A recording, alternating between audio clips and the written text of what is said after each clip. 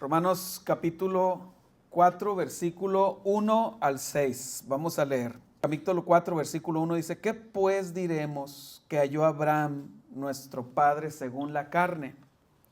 Porque si Abraham fue justificado por las obras, tiene de qué gloriarse, pero no para con Dios. Porque, ¿qué dice la Escritura? Creyó a Abraham a Dios y le fue contado por justicia. Pero al que obra, no se le cuenta el salario como gracia, sino como deuda. Mas al que no obra, sino cree en aquel que justifica al impío, su fe le es contada por justicia. Como también David habla de la bienaventuranza del hombre a quien Dios atribuye justicia sin obras. Hasta ahí, hermanos. Quiero resaltar unas 5 o 6 palabras. De todo lo que leímos aquí, en el versículo 1 la palabra carne, en el 2 la palabra justificado y la palabra obras, en el 3 la palabra justicia, en el 4 la palabra gracia, en el 5 la palabra fe y en el 6 la palabra bienaventuranza. Bienaventuranza. Todos estos, hermanos, estas palabras que resalté son verdades doctrinales, verdades teológicas. Pero hoy yo quiero hablarles de la gracia, porque Pablo acaba de introducir la palabra gracia. En toda la carta a los Romanos, Pablo acaba de introducir aquí la palabra gracia. De hecho, la introdujo unos versículos antes por primera vez. De todo esto que leímos ahorita del versículo 1 al 6, algunas cosas yo ya les he explicado en meses pasados, en años pasados, y las seguiré explicando. Pero yo quiero explicarles, compartir con ustedes la palabra gracia. Esta palabra, la palabra gracia, aparece en toda la carta a los Romanos en 17 lugares. En 17 lugares aparece la palabra gracia. ¿Sí? Romanos 1:5, 3:24, 4:4, 4:16, etcétera, etcétera, hasta el 16:24. 17 veces aparece la palabra gracia. Y hay un himno muy famoso, probablemente es de los 3 himnos más famosos de todo el cristianismo, y ese himno se llama Sublime Gracia, escrito por un hombre cuya historia es una historia muy impresionante de cómo él era capitán de un barco de esclavos y él mismo después llegó a ser esclavo de esclavos en África. Él escribe este himno: Sublime gracia del Señor, que a un infeliz salvó. Fui ciego, mas hoy veo yo, perdido, y Él me halló. Su gracia me enseñó a temer, mis dudas ahuyentó. Oh, cuán precioso fue a mi ser cuando Él me transformó. Ya libre soy, me salvó y mis cadenas ya Él rompió, y como un río fluye el perdón. Sublime gracia, inmenso amor. En los peligros o aflicción que yo he tenido aquí, su gracia siempre me libró y me guiará feliz.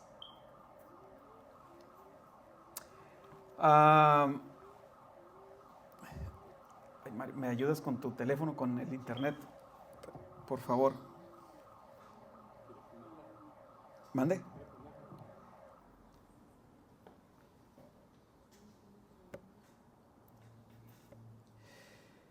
En Oseas 14:4, el Señor dice: yo sanaré su rebelión, los amaré de pura gracia, porque mi ira se apartó de ellos. Yo seré a Israel como rocío, él florecerá como lirio y extenderá sus raíces como el Líbano. Lo repito, aquí el Señor le dice a Israel que los amará de pura gracia. En Zacarías 12:10, cuando habla acerca de el momento en que un día el remanente de Israel, escogido por gracia, será salvo. Dice, y derramaré sobre la casa de David y sobre los montes de los moradores de Jerusalén espíritu de gracia y de oración. Y mirarán a mí, a quien traspasaron. Y llorarán como se llora por hijo unigénito, afligiéndose por él, como quien se aflige por el primogénito.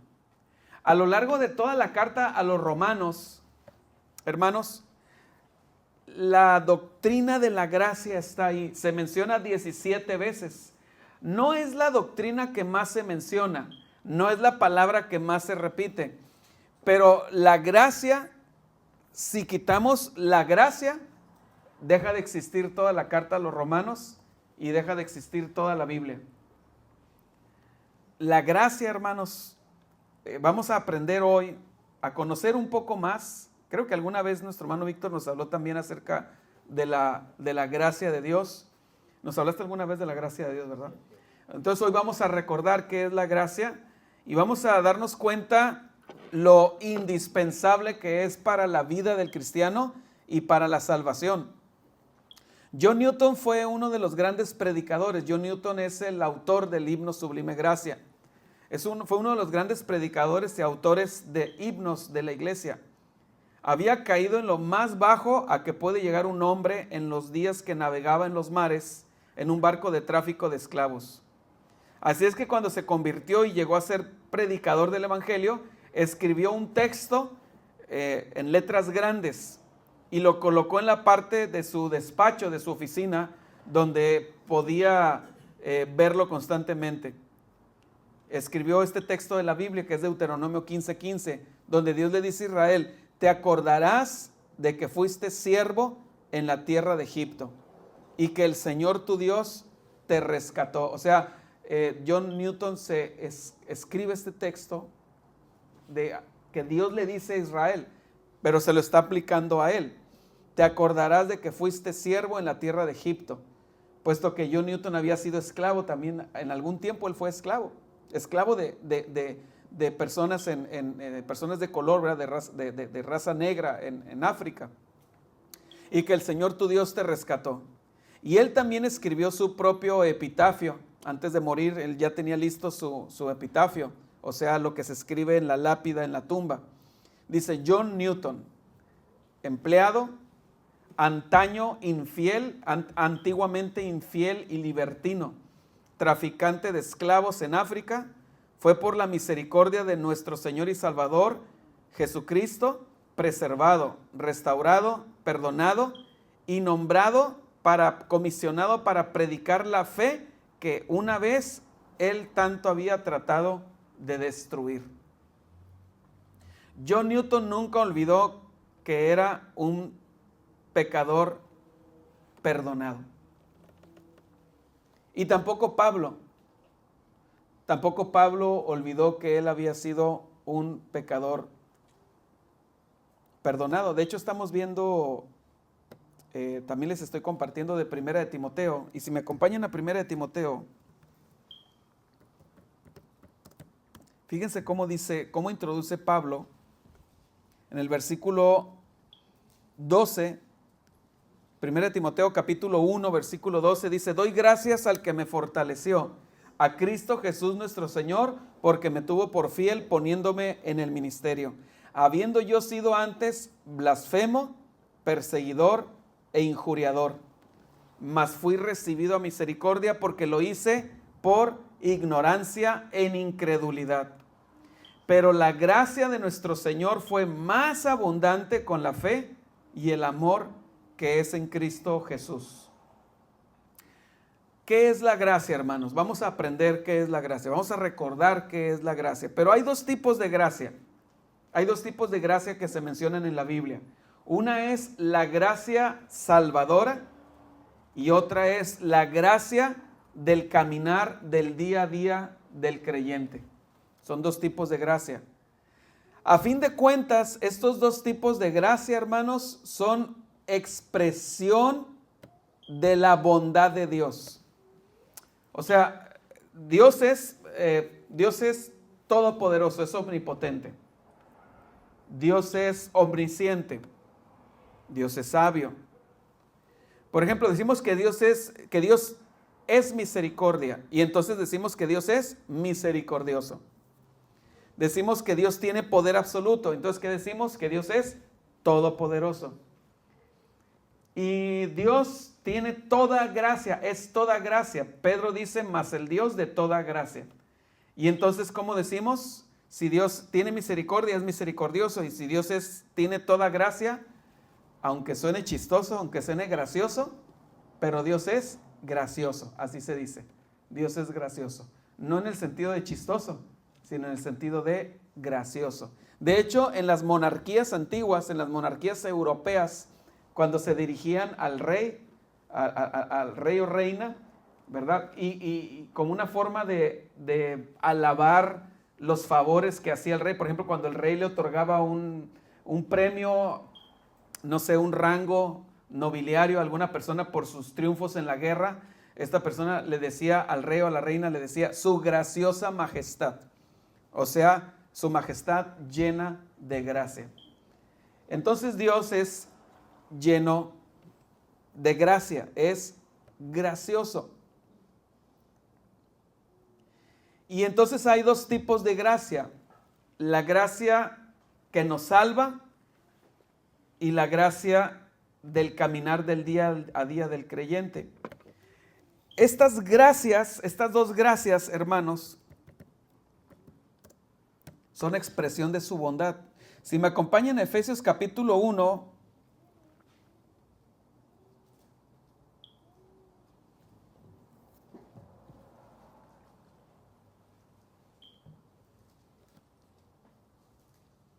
Efesios capítulo 1,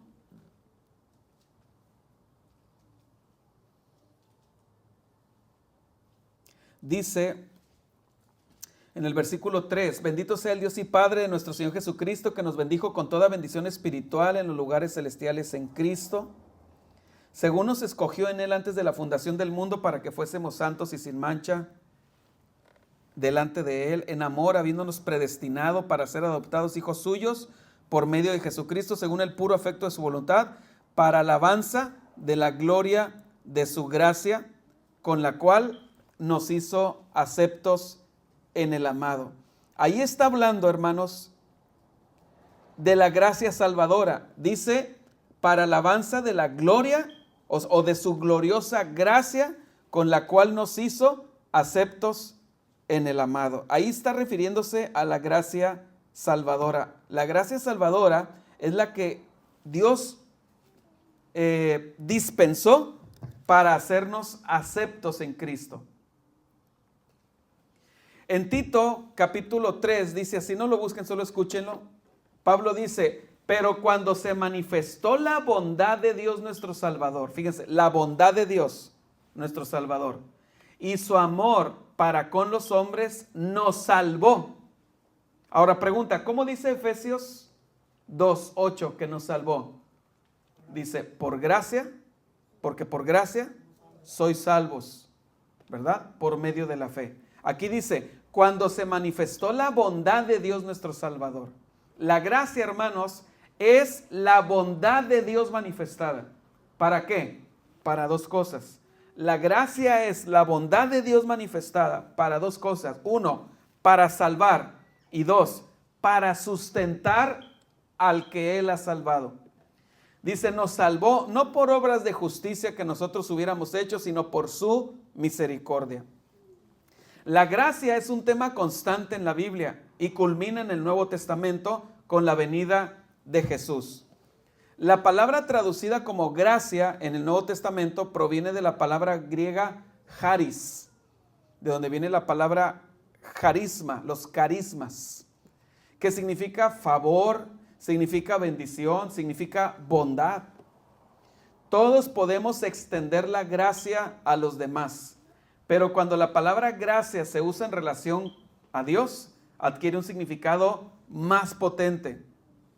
En las doctrinas de la salvación, la soteriología, hay tres palabras que resaltan como antorchas que alumbran la oscuridad del corazón pecaminoso. Hay tres palabras, siempre están ahí esas palabras constantemente, especialmente en la boca de Pablo. Tres verdades que alumbran la oscuridad de los pecadores. Gracia, salvación y fe. Pablo dice, por gracia sois salvos por medio de la fe. La gracia está ahí. Efesios 2:8. La única manera que cualquiera de nosotros pueda entrar en una relación con Dios, la única manera es por causa de su gracia hacia nosotros. La gracia comenzó en el jardín del Edén, cuando Dios mató un animal para cubrir el pecado de Adán y Eva. Él podría haber matado a los primeros seres humanos en el momento de su desobediencia, pero en lugar de destruirlos, Él escogió establecer un camino para que ellos tuvieran bien con Dios. Este patrón de gracia continuó a lo largo del Antiguo Testamento, cuando Dios instituyó sacrificios de sangre como una forma para expiar el pecado de los hombres.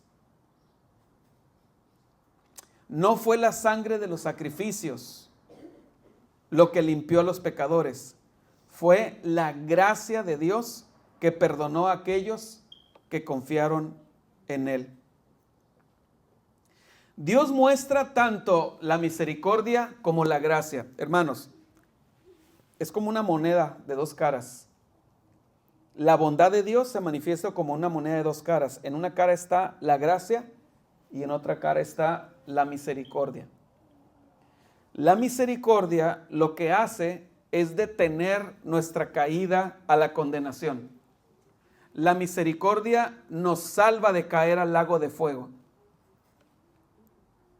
Pero la gracia es la que nos lleva a las moradas celestiales. Dice, por gracia sois salvos. En la misericordia Dios escogió cancelar nuestra deuda de pecado por medio del sacrificio de su Hijo, perfecto en nuestro lugar. Pero Él va aún más lejos que la misericordia y extiende la gracia a sus enemigos. Dios nos ofrece perdón, reconciliación, vida en abundancia, tesoro eterno, su Espíritu Santo y un lugar en el cielo con Él algún día, cuando aceptamos su oferta y depositamos nuestra fe en su sacrificio. Entendamos mejor la gracia de Dios, hermanos. La gracia es que Dios nos escoge en base a ningún mérito que haya visto en nosotros, para bendecirnos en lugar de maldecirnos, a pesar de que nuestro pecado lo merece. Es su bondad manifestada a personas indignas. En la salvación, la gracia es la bondad de Dios actuando para rescatar al hombre condenado y que se está asfixiando en el vómito de su propio pecado. El protagonista, el autor, la fuente de toda gracia es Dios. Primera de Pedro 5:10 dice, mas el Dios de toda gracia que nos llamó a su gloria eterna en Jesucristo, después que hayáis padecido un poco de tiempo, Él mismo os perfeccione, afirme, fortalezca y establezca. O sea, Dios es el autor de toda gracia, pero el administrador de esta gracia es Jesucristo. En Juan 1:16 y 17, Juan el Bautista dice, porque de su plenitud tomamos todos y gracia sobre gracia. O sea, Juan el Bautista está diciendo algo acerca de Jesús. Acuérdense que Juan el Bautista presenta a Jesús. Y Juan el Bautista dice acerca de Jesús, de su plenitud tomamos todos y gracia sobre gracia. Pablo dice en 1 Timoteo 1 del 12 al 15, bueno, ya lo leímos, dice, doy gracias al que me fortaleció, a Cristo Jesús nuestro Señor, porque me tuvo por fiel poniéndome en el ministerio, habiendo yo sido antes blasfemo, perseguidor e injuriador, mas fui recibido a misericordia porque lo hice por ignorancia, pero la gracia de nuestro Señor fue más abundante con la fe y el amor que es en Cristo Jesús. Todos los que estamos aquí, hermanos, necesitamos gracia todos los días. Necesitamos gracia para ser hechos hijos de Dios. Necesitamos gracia para mantenernos hasta la meta. Así como en el Nuevo Testamento, vemos a Dios actuando al otorgar gracia a los perdidos. En el Antiguo Testamento, aunque no se menciona de forma tan explícita en cada uno de los héroes de la fe del Antiguo Testamento, es un hecho que llegaron a ser salvos por la gracia divina. Hay dos casos relevantes y explícitos que sí se mencionan en el Antiguo Testamento. Por ejemplo, la Nueva Biblia de las Américas dice, pero Noé halló gracia ante los ojos del Señor. Y se refiere a gracia para salvación. Génesis 6, 8. Y también acerca de Abraham, en Génesis 18 dice, y dijo Abraham, le dice Abraham a Dios, Señor, si ahora he hallado gracia en tus ojos, o sea, si soy tu hijo, si soy salvo, te ruego que no pases de tu siervo. Veamos la gracia desplegada en la vida de Jesús. En Lucas 4, les mencioné dos casos del Antiguo Testamento. Toda persona que llega a ser salva, desde Adán y Eva hasta el último que llegue a ser salvo, será salvo por gracia. Pero veamos cómo actuaba esta gracia en Cristo Jesús en el Nuevo Testamento. En Lucas 4:22 dice, y todos daban buen testimonio de él, y estaban maravillados de las palabras de gracia que salían de su boca, y decían, ¿no es este el hijo de José? En el Salmo 45:2, hablando acerca de Cristo, dice, eres el más hermoso de los hijos de los hombres, la gracia se derramó en tus labios.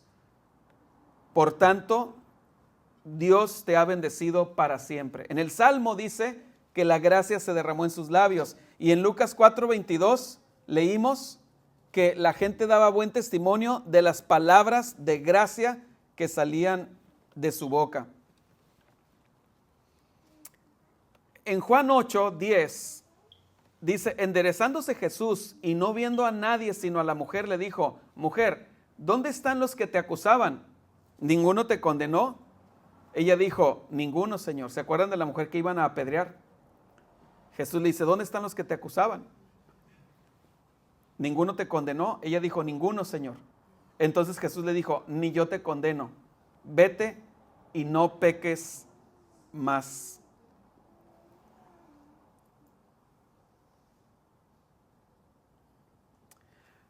La gracia, hermanos. Miren, si Dios no derrama, o sea, Dios nos salva por gracia, pero nosotros seguimos fallando. Si Dios no derrama gracia en el día a día, no llegamos a la meta. La gracia se manifiesta en perdón.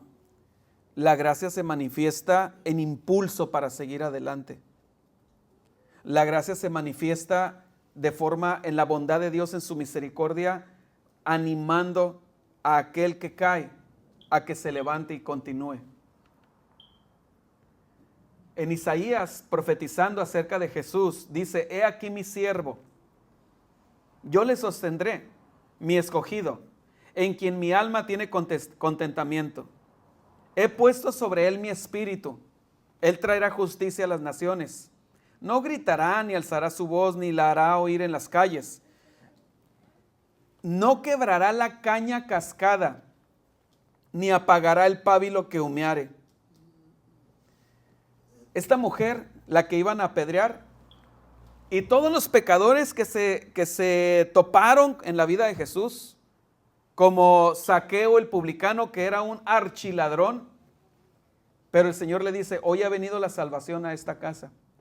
Todas las personas que se acercaron a Jesús en la vida de Jesús, pero todos nosotros, aquellos que nos acercamos a Cristo, necesitamos la gracia del Señor. Nosotros somos esos pábilos que humean, somos esa caña cascada. Y aquí dice que no quebrará la caña cascada, ni apagará el pábilo que humeara. Pábilo se refiere a la mecha que tiene una vela.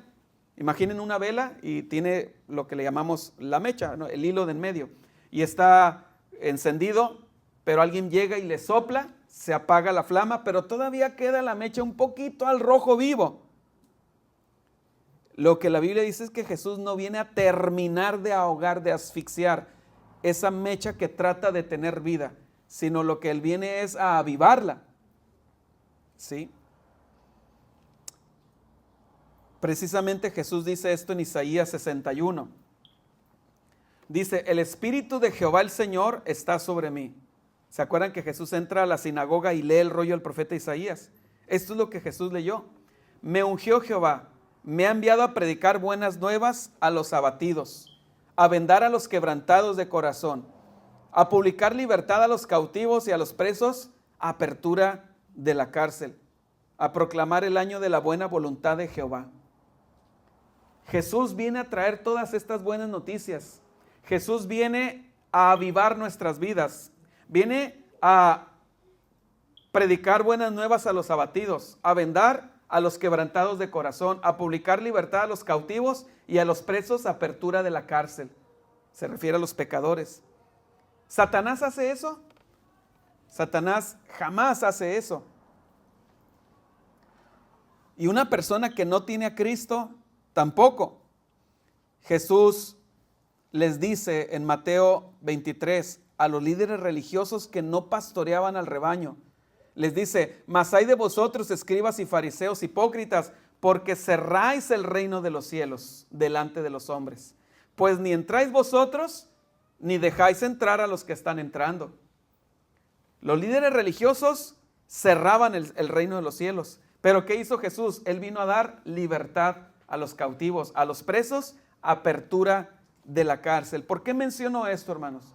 Porque nosotros también tenemos que ser así. Nosotros tenemos que ser portadores de gracia para los que nos escuchan. El apóstol Pablo dice, sea vuestra palabra siempre con gracia, sazonada con sal, a fin de dar gracia a los oyentes. Debemos ser portadores de esperanza a aquellos que están quebrantados en sus corazones, a aquellos que están quebrantados por su pecado. ¿Cuántas veces en el día a día tu propio pecado te asfixia? ¿Y qué hacemos? Corremos delante del Señor. ¿Y qué es lo que buscamos, hermanos? No buscamos que nos condene, nos acercamos a Él como un pábilo que humea o como una caña cascada y no buscamos que termine de quebrarnos. ¿Qué es lo que buscamos cuando nos acercamos al Señor? A veces derrotados, a veces habiéndole fallado. Buscamos gracia. Eso es lo que buscamos. El Señor también desea que nosotros demos gracia a los que nos están, a los que se acercan a nosotros, a los que vemos que están luchando contra el pecado. Contrario a Jesús, fíjense lo que la gente va a decir. Un día Satanás va a caer al infierno, va a caer al lago de fuego, a la morada final. El profeta Isaías, Dios a través del profeta Isaías nos revela lo que la gente va a decir acerca de Satanás. O sea, cuando lo vean ya despojado de todo su poder, de todos sus reinos mundiales, cuando lo vean reducido a su más mínima expresión. ¿Cuál es la más mínima expresión de Satanás? Una criatura más, al mismo nivel que un sapo, que una mosca, que una jirafa, que un elefante, que un águila, que una planta. Una criatura, despojado de todo. ¿Qué va a decir la gente? Los que están ahí en el lago de fuego, dice el profeta que van a salir a recibirlo. Le van a dar la bienvenida. Y dice así en Isaías 14, mas tú derribado eres hasta el Seol, a los lados del abismo. Se inclinarán hacia ti los que te vean, te contemplarán diciendo, ¿es este aquel varón que hacía temblar la tierra, que trastornaba los reinos, que puso el mundo como un desierto, que asoló las ciudades, que a sus presos nunca abrió la cárcel? ¿Se dan cuenta el contraste tan marcado? Porque Jesús dice, yo vine a proclamar libertad a los presos, ¿sí? A los cautivos, a los presos, apertura de la cárcel. Y Satanás nunca le abrió la cárcel a nadie. Satanás nunca da esperanza. Satanás no conoce la gracia, porque la gracia se derramó sobre Cristo. Sobre Él se ha derramado toda gracia. Ahora quiero hablarles un poco más acerca de la gracia del segundo tipo de gracia, la gracia del día a día. En Santiago 4 dice, ¿o pensáis que la Escritura dice en vano, el Espíritu que Él ha hecho morar en nosotros nos anhela celosamente? Pero Él da mayor gracia. Por esto dice, Dios resiste a los soberbios y da gracia a los humildes. Aquí nosotros aprendemos algo clave, hermanos. Si nosotros queremos vivir en la gracia de Dios, me refiero a la gracia del día a día, la gracia con la que podemos avanzar, es indispensable que siempre tengamos una actitud humilde. La gracia y la soberbia son mutuamente excluyentes. No hay gracia para los soberbios. La gracia solamente es para los humildes. Para los humildes. Pablo narra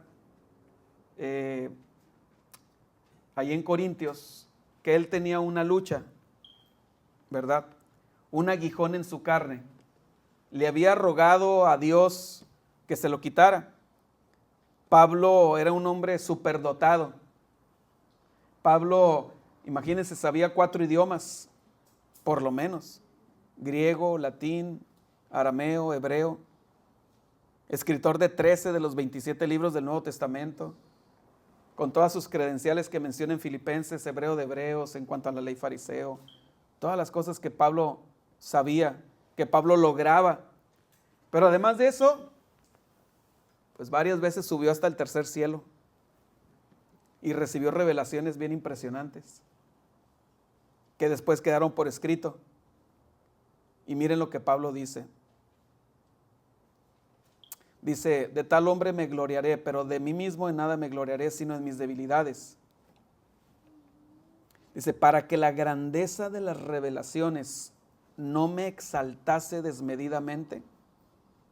Aquí podríamos nosotros sustituir, para que la grandeza de mi posición económica, para que la grandeza de mis títulos académicos, para que la grandeza de mis habilidades físicas no me sobreexaltase, no me exaltase desmedidamente, me fue dado un aguijón en mi carne. ¿Se dan cuenta cómo trabaja Dios, hermanos? ¿Cómo trabaja el Señor? Dice, un mensajero de Satanás que me abofetee. Está hablando de un estado de humillación. Se refiere a cuando una persona está en un calabozo. Como cuando a veces, bueno, no quiero ser muy específico, pero no sé, cuando un ejército captura a un espía del enemigo y lo lleva a un calabozo y lo tiene amarrado en una silla y lo empieza a bofetear y lo está humillando, a eso se refiere. Dice, para que no me enaltezca sobremanera. Acerca de eso, 3 veces he rogado al Señor que lo quite de mí. ¿Cuántas veces hemos rogado al Señor que nos quite algo? Tenemos, no sé, tengo buena salud, buena economía, buena esposa o buen esposo, buen trabajo. Pero tengo esto. Esto viene a echar a perder todo mi esquema de vida de comodidad y bienestar. Señor, quítame eso. Y dice, no te lo voy a quitar. No te lo voy a quitar. Porque no quiero que llegues a pensar que eres autosuficiente y que no me necesitas. ¿Sí? Pero en cambio, te voy a dar quiero que sepas esto. No te voy a quitar esto, pero quiero que te enteres de algo. Tengo algo para ti. Y con eso vas a poder salir adelante. ¿Qué es lo que Dios tiene para nosotros, hermanos? Bástate mi gracia. Que mi gracia te sea suficiente. Porque mi poder resalta, se perfecciona en la debilidad. Hermano, si todo lo tenemos siempre solucionado, ¿en qué momento va a resaltar el poder de Dios? Si todo lo logramos por nuestros propios méritos, ¿en qué momento Dios va a brillar? Si digo, todo esto lo logro por mi esfuerzo, mi economía, mi conocimiento, ¿en qué momento vamos a dar la gloria a Dios? ¿En qué momento? bástate mi gracia, porque mi poder se perfecciona en la debilidad. Y es impresionante cómo Pablo dice, por tanto, de buena gana me gloriaré, más bien en mis debilidades. Esto, hermanos, esto no es de este mundo. La sociedad no se mueve así. ¿Quién se anda gloriando en que ande cojeando de una pierna? ¿Quién presume de que es pobre, por decirlo de una forma? ¿Quién anda presumiendo de que tiene una enfermedad paralizante? ¿Quién anda presumiendo de que su esposa lo abandonó o su esposo lo abandonó? Presumimos del carro, presumimos mis conocimientos, presumo mi dinero. Pero ¿quién presume de eso? El esquema en la vida del cristiano es diferente. Nosotros presumimos, si de algo vamos a presumir, es que hay un área en mi vida en la que Dios me mantiene con el perfil bajo. Dios me mantiene con algo, con una piedra en el zapato. ¿Para qué? Para siempre manifestar mi dependencia de Él. ¿Cuál es el área en tu vida que Dios no ha querido quitar y que probablemente no la va a quitar? Y si la quita, te puedo asegurar una cosa. Si en algún día Dios quita eso, después te va a dar otra cosa. Porque siempre necesitamos algo que nos recuerde que somos débiles y que toda la fortaleza viene de Él. Siempre lo necesitamos, hermanos. El Antiguo Testamento, por cierto, no guarda silencio acerca de esta manifestación de la gracia. Pensemos, por ejemplo, en José el soñador. Dice la Biblia que José halló gracia ante el jefe de la cárcel. Pero ¿cómo estaba José? Humillado. Estaba en la prisión, despojado de todo, despojado de su familia, abandonado. Sus hermanos lo vendieron, lo traicionaron. Qué situación tan difícil. No solamente lo traicionaron, lo querían matar y en últimas lo vendieron. Pues en esa situación tan desesperante de José, él halla gracia. Estaba en la cárcel, primero llegó, ya saben la historia, a la casa de Potifar, y después de ahí por una falsa acusación todavía desciende más abajo, si se puede decir de una forma, y cae en la cárcel. Pues aún en la cárcel halló gracia. Los israelitas, hermanos, dice la Biblia que los israelitas hallaron gracia ante los egipcios a la hora del éxodo, cuando salieron. Ruth ante Boz, una mujer pobre, andaba ahí cosechando unas cuantas espigas y Ruth encuentra gracia ante Boz. David ante Saúl, que por cierto lo quería matar. La reina Esther, la Biblia dice en el libro de Esther que la reina Esther halló gracia ante el rey Asuero. Y Daniel, estando en el cautiverio, halló gracia ante el jefe de los eunucos.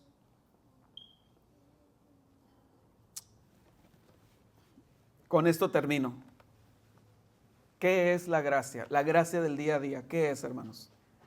La gracia que todos necesitamos es el deseo y el poder que Dios nos da para hacer su voluntad con gozo. Eso es la gracia. El deseo y el poder que Dios nos da para hacer su voluntad con gozo y eficazmente a pesar de las dificultades. Para su gloria. Exactamente, para su gloria. Sí, porque precisamente Dios derrama gracia hasta que nosotros hemos sido humillados. Cuando hemos sido humillados, entonces ya somos vasos útiles de su gracia. Y entonces logramos hacer las cosas y ¿qué decimos? ¿Gloria a mí? ¿Qué decimos en el día a día? Después de enfrentarnos a diferentes dificultades, a diferentes tropiezos en el camino, a diferentes trabas en el día a día, ¿qué decimos? Señor, te doy gracias a mí, o gloria a mí. Señor, gloria a ti. Volteamos en retrospectiva al final del día y decimos, salí adelante en este día, vencí en esta área, en este problema, ¿verdad? La gracia, hermanos, de Dios actúa en nuestras vidas levantándonos cuando hemos caído. Por cierto, así como la gracia de Dios actúa hacia nosotros, así también nosotros debemos ser dispensadores de gracia a los que nos rodean. La gracia se opone a la falta de perdón. O sea, yo no puedo decir que soy una persona que no perdono, pero que otorgo gracia. O sea, es un sinsentido. Si yo voy a perdonar, es porque si estoy dispuesto a perdonar, forzosamente tengo que otorgar gracia a las personas. Lo voy a repetir, la gracia de Dios actúa en nuestras vidas, levantándonos cuando hemos caído. ¿Cuántas veces hemos caído? ¿Cuántas veces nos hemos visto debilitados? Acordémonos de Cristo. ¿Qué hizo? O más bien, ¿qué no hizo? Él no vino a terminar de quebrar la caña que ya estaba cascada, o sea, que ya estaba cuarteada, que ya estaba doblada. No, si no vino a quebrarla, ¿qué hizo? Vino a enderezarla. A lo mejor ahora le pone ahí una cuerda para que se afirme esa caña. Esa caña es cada persona que está quebrada por alguna situación de la vida, desanimada, desalentada, ¿verdad? Así debemos nosotros también ser cada día en nuestras relaciones. También la gracia, hermanos, es el empoderamiento divino que nos ayuda a perseverar a pesar de las adversidades. La gracia es poder. La gracia de Dios es poder. La gracia no es un poder, por cierto, la gracia no es un poder que se nos da para sentarnos y cruzarnos de brazos y dormirnos en nuestros laureles. No, la gracia lo que hace es que es un margen. La gracia nos da, ¿se acuerdan cuando de niños jugábamos carreritas con los amigos? Y siempre había unos muy altos y habíamos otros muy bajitos, ¿no? O más pequeños de edad. Y cuando jugábamos carreritas, ¿qué decían los más grandes? Vamos a darles chance 10 segundos de que corran. Que salgan ustedes primero 10 segundos y luego nosotros ya arrancamos los grandulones o los de mayor edad. Eso es gracia. La gracia es un margen de ventaja que Dios nos da cada día. ¿Sí? Es un empujón que Dios nos da. Pablo le dice a Timoteo en 2 Timoteo 2:1, tú pues, hijo mío, esfuérzate en la gracia que es en Cristo Jesús. Ya estás en un estado de gracia. En ese estado de gracia debes esforzarte. Dice aquí, el escritor de los Hebreos, en Hebreos 12, dice, seguid la paz con todos y la santidad, sin la cual nadie verá al Señor. Dice, vigilen bien, mirad bien. O sea, pónganse listos, porque Satanás es muy sutil. Pablo dice acerca de Satanás, dice, no ignoramos sus maquinaciones. Dice, vigilen bien, no sea que alguno deje de alcanzar la gracia de Dios.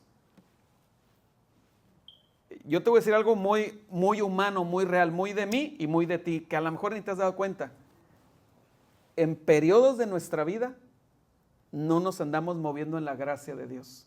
Hay días, horas, semanas, meses en las que no nos estamos moviendo en la gracia de Dios. No, me refiero a la gracia del día a día. O sea, ya somos salvos, ¿verdad? Ya se nos dio la gracia salvadora.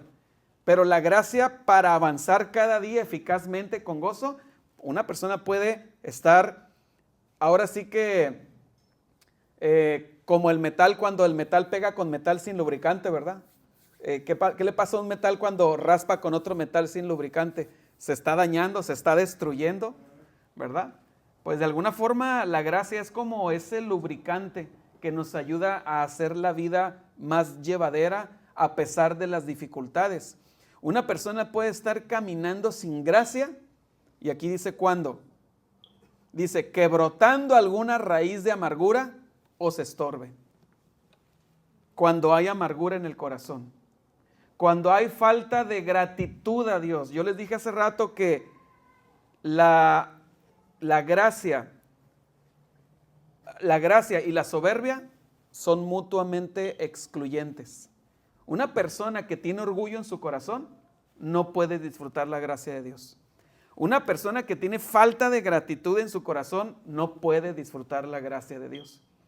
Una persona amargada no puede disfrutar la gracia de Dios. Aquí dice, mirad bien, no sea que alguno deje de alcanzar la gracia de Dios, que brotando alguna raíz de amargura os estorbe, y por ella, por la raíz de amargura, muchos sean contaminados. En Hebreos 13:9 dice, no os dejéis llevar de doctrinas diversas y extrañas, porque buena cosa es afirmar el corazón con la gracia, no con viandas, no con comida, que nunca aprovecharon a los que se han ocupado de ellas. Perdón, este es un versículo raro porque dice, no os dejéis llevar de doctrinas diversas y extrañas, porque buena cosa es afirmar, o sea, fortalecer el corazón con la gracia, no con comida. Qué raro, ¿por qué menciona comida y habla de doctrinas?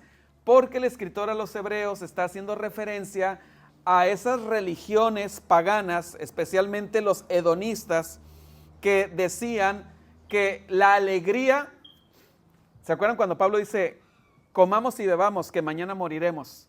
Pero Pablo está citando a los hedonistas, que eran personas que le daban sentido a la vida a través de los placeres sensuales, como el comer. Y entonces aquí el escritor a los Hebreos dice, ¿quieres darle sentido a tu vida? ¿Quieres afirmar tu corazón? ¿Quieres fortalecer tu corazón? No es con la comida, es con la gracia. Es con la gracia de Dios, con la que fortalecemos nuestro caminar. Sí, porque mira, no sé si a ti te ha pasado, a mí me ha pasado, que yo puedo andar deprimido por algo y luego voy y busco de comer. Y voy y me doy gusto con la comida, otros lo harán con la bebida, otros lo harán con qué sé yo. Pero ya que pasa el efecto de la comida, te vuelves a sentir vacío. O de la droga, o de la relación sexual pecaminosa, o lo que sea. Y la persona se vuelve a sentir vacía. Porque lo que está buscando es fortalecer su corazón. Aquí dice afirmar el corazón. Pero aquí la palabra está diciendo con qué se afirma el corazón. Aquí pone como ejemplo la comida, pero pudo haber puesto como ejemplo las drogas, las relaciones humanas, los viajes, ¿verdad? Pero aquí está diciendo, buena cosa es afirmar el corazón con la gracia. El corazón se afirma con la gracia de Dios, hermanos. Cuando te sientas debilitado, desanimado, queriendo darte por vencido, amargado por las circunstancias o a punto de quebrarte, sintiendo que ya no puedes seguir en la carrera, hay una roca y un lugar en los cielos, hermanos, a donde puedes acudir para refugiarte, a donde puedes acudir para asirte, dice la palabra, para descansar. Les voy a decir cuál es ese lugar. Hebreos 4 dice, por tanto, teniendo un gran sumo sacerdote que traspasó los cielos, Jesús, el Hijo de Dios, retengamos nuestra profesión. O sea, no nos quebremos, no anulemos lo que hemos dicho. ¿Qué hemos dicho? Que confiamos en el Señor, que Jesús es nuestro Salvador. Sí, retengamos nuestra profesión, porque no tenemos un sumo sacerdote que no pueda compadecerse de nuestras debilidades, sino uno que fue tentado en todo según nuestra semejanza. O sea, como humano es lo que quiere decir. Porque Cristo, hermanos, fue tentado en todo, como un humano, pero sin pecado. Y entonces dice, acerquémonos pues. El pues significa, debido a que Cristo se identifica con nosotros, debido a que Cristo nos entiende porque Él fue humano, acerquémonos pues confiadamente, ¿a dónde, hermanos? Al trono de la gracia. Al trono de la gracia. Para alcanzar misericordia y hallar gracia para el oportuno socorro. ¿Qué significa esa frase, para el oportuno socorro? Para el momento en que estás a punto de ahogarte. Para el momento en que estás a punto de quebrarte.